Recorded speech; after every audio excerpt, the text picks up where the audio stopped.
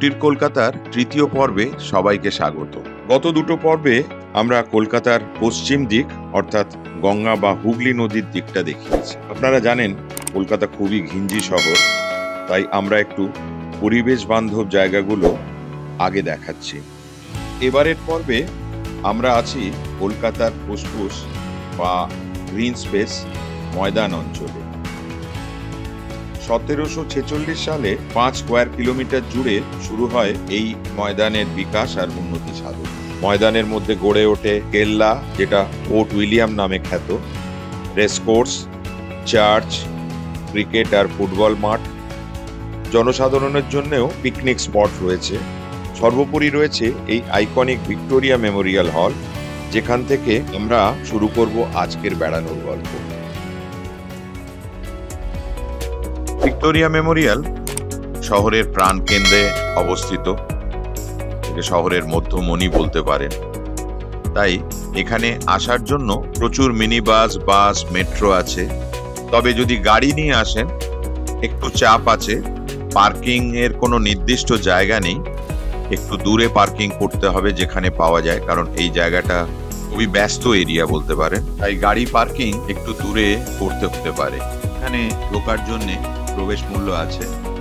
যদি শুধু পার্কে যেতে চান তাহলে 10 টাকা, আর মিউজিয়ামে গেলে 20 টাকা। ইংল্যান্ডের রানী, যাকে আমরা কুইন ভিক্টোরিয়া বলে জানি, ওনার স্মৃতির উদ্দেশ্যে তৈরি হয় এই মেমোরিয়াল। 1901 সালে রানীর মৃত্যুর পর তোড়জোড় শুরু হয় লর্ড কার্জনের উদ্যোগে, আর এটা তৈরি শেষ হয় 1921 সালে। এই গ্র্যান্ড মনুমেন্ট, যেটা শুধু কলকাতা নয়, ভারতের এক শ্রেষ্ঠ বিশ্বমানের সৌধ।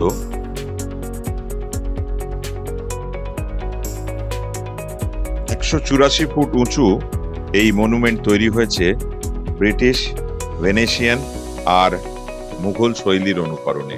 তাজমহলের থেকে একটু বড় এই মার্বেল মনুমেন্ট, যার ডোম বা চূড়ায় রয়েছে এক পরী, যাকে বলা হয় এঞ্জেল অফ ভিক্টরি। 16 ফুট উঁচু, 3 টন এর ওজন। গেট থেকে ঢোকার পর বিস্তীর্ণ সবুজের মাঝে কুইন ভিক্টোরিয়া স্ট্যাচু। মার্বেলের সিঁড়ির ওপর পোডিয়ামে এই স্ট্যাচু করা হয়েছে, যার চারপাশে শিল্পকলার ছোঁয়া রয়েছে। লেক আর বাগানে ঘেরা এর ল্যান্ডস্কেপ চোখকে খুব আরাম দেয়।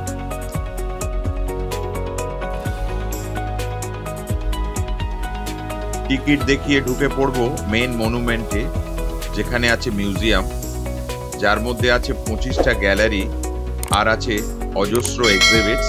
প্রচুর ইনফরমেশন, চিত্রের মধ্যে কলকাতার ইতিহাস, আর ডিজিটাল ডিসপ্লে আছে বহু নথিপত্রের।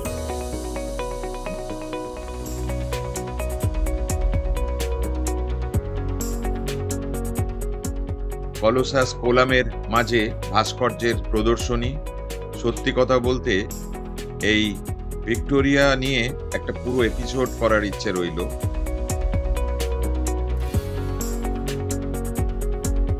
এবার চলে যাব পেছনের দিকে, যেখানে ব্রিটিশ আমলের বিভিন্ন বিশিষ্ট ব্যক্তিদের স্ট্যাচু, প্রত্যেকটারই শিল্পকলা চোখে লাগার মতন।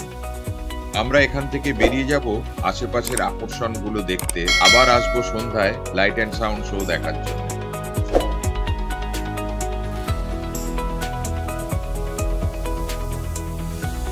ভিক্টোরিয়ার পাশেই আছে এলিয়ট পার্ক। এটা একটা জগার্স পার্ক। ভিক্টোরিয়াতে জগিং করতে গেলে 20 টাকা ফিস দিতে হয়, কিন্তু এখানে কোনো এন্ট্রি ফি লাগে না। সুন্দরভাবে মেনটেন করা হচ্ছে পার্কের গ্রিনারি। একটা ডাক পন্ড আছে, যাকে ঘিরে জগার্স ট্রেল রয়েছে। প্রায় 1.5 কিলোমিটার হাঁটার জায়গা রয়েছে। দীর্ঘকায় গাছ আর বাঁশ গাছের মধ্যে আছে বাহারি গাছের প্রচুর কালেকশন।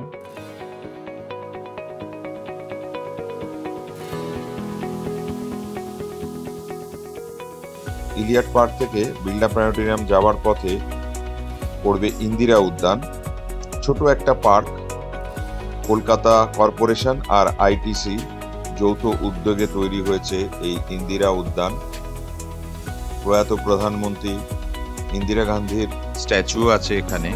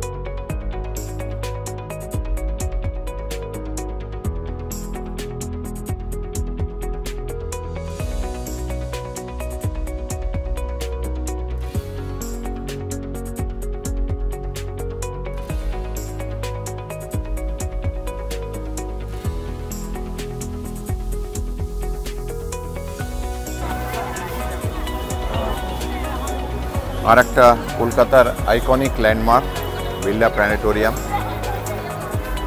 তো আমি এই জায়গাটাকে একটা রেস্টিং প্লেস হিসেবে দেখব আপনাদের, কারণ আমরা ময়দান এরিয়াতে ঘুরে বেড়াচ্ছি। অনেক হাঁটা আছে, কারণ ময়দানে 3-4টে পার্ক আছে, ভিক্টোরিয়া আছে, পুরো ময়দানটা অনেক বড় জায়গা। তো আমরা এইখানটাতে একটু রেস্ট নিতে পারি। আধ ঘন্টার একটা শো হয় বিড়লা প্ল্যানেটোরিয়ামে। আপনারা যারা হাঁটতে হাঁটতে যারা বিরক্ত হয়ে গেছেন বা পা ব্যথা হয়ে গেছে, সবচেয়ে ভালো রেস্টিং প্লেস এটা। আর শুধু রেস্টিং নয়, এখানে কিছু জ্ঞান অর্জনও করতে পারবেন আপনারা।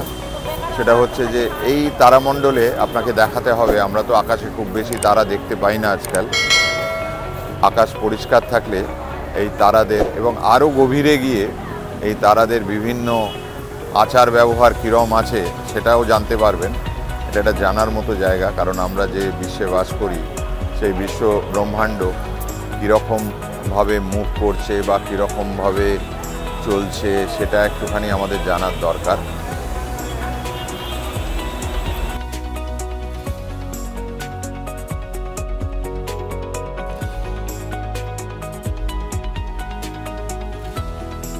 বিড়লা প্ল্যানেটোরিয়ামের গা ঘেঁষে রয়েছে Saint Paul's cathedral church.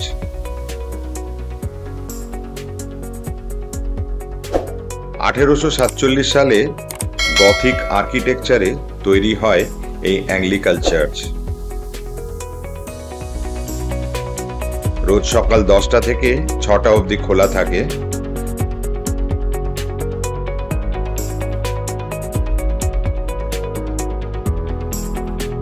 $10 ticket কেটে ঢুকতে হবে। ঢুকেই দেখতে পাবেন 175 ফুট উঁচু বেল টাওয়ার আর তার উপরে ফ্ল্যাগস্টফ।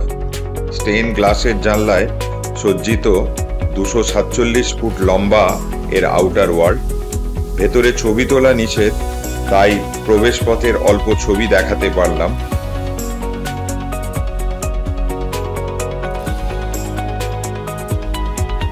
চার্চের প্রাঙ্গণটাও বেশ বড় আর ফুলের বাগান দিয়ে সুন্দর করে সাজানো। রবিবার সকালে চার্চের প্রার্থনা সভায় অনেক লোক আসেন অংশগ্রহণ করতে।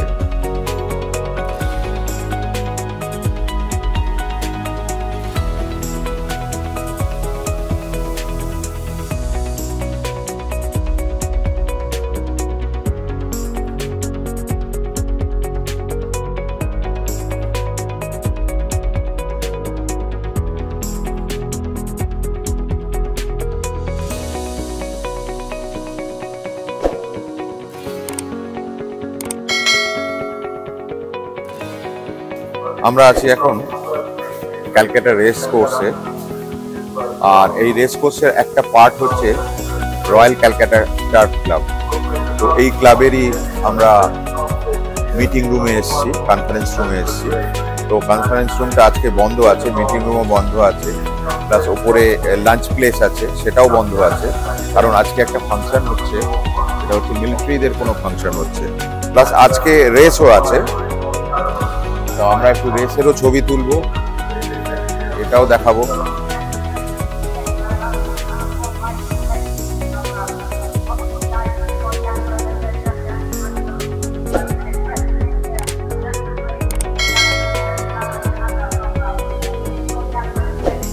এটা বলতে পারেন যে কলকাতার একটা গর্ব। 1847 সালে এটা শুরু হয়েছিল এবং এটা একটা ব্রিটিশ রাজের একটা পার্ট। ব্রিটিশরা যেখানেই গেছে সেখানেই একটা করে রেসকোর্স তৈরি করেছে, এরম রেসকোর্স। এই যে মাঠটা বড় দেখতে পাচ্ছেন, এটা পোলো গ্রাউন্ড। এই পোলো গ্রাউন্ডে ওখানে গোলও আছে, গোল পোস্ট আছে, ঘোড়ার ওপর ঢুকে হকি স্টিকের মতো স্টিক দিয়ে এটা খেলা হয়।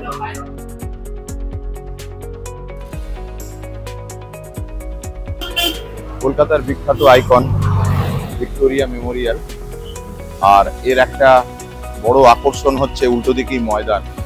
আর ময়দানে হাওয়া খাওয়ার জন্যে আগে সমস্ত বাবুরা আসতেন, সাহেবরাও আসতেন। সাহেবদেরই তৈরি করা এই ময়দানের পাশেই।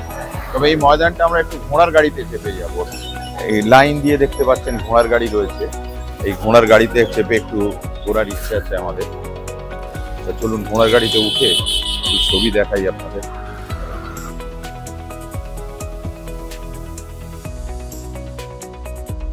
আমার সঙ্গে সুরজিৎ আছে, ও বসবে সামনে একদম সহিসের পাশে, যাতে ভালোভাবে ছবি তুলে আপনাদের দেখাতে পারে।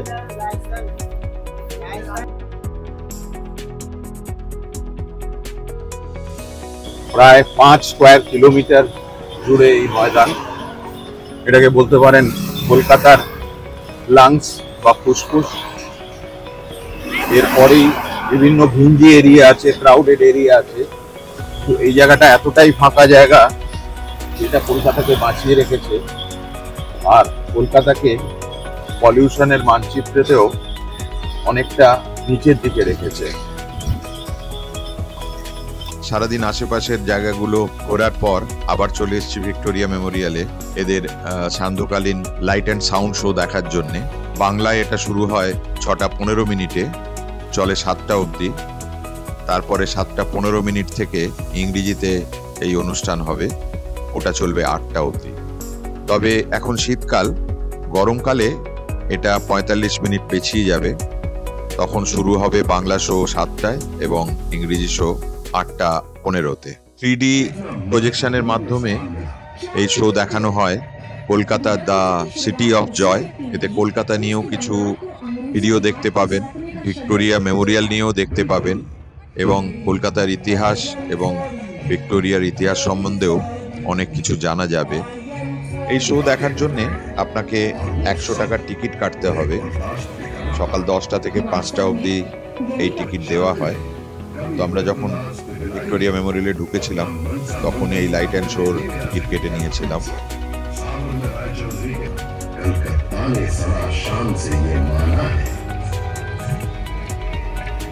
लेकिन जब